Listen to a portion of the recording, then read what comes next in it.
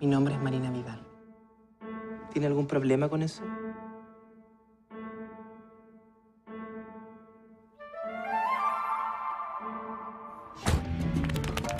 Vale por 2 pasajes a las cataratas de Iguazú.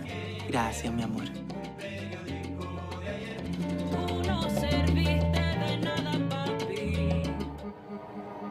Don Orlando... Oneto, ¿Te pagaba?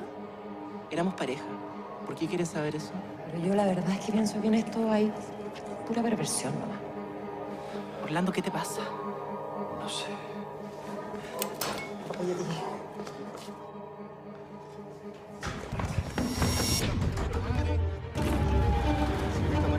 Lo traje lo más rápido que pude.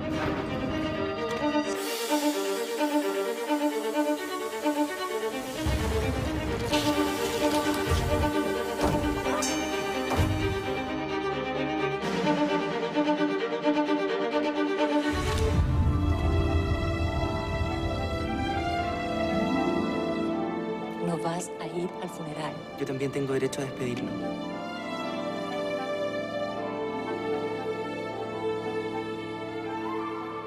No tienes respeto por el dolor ajeno. Ándate. Es un derecho humano básico despedirse de una persona querida cuando se muere, ¿o no? Sí.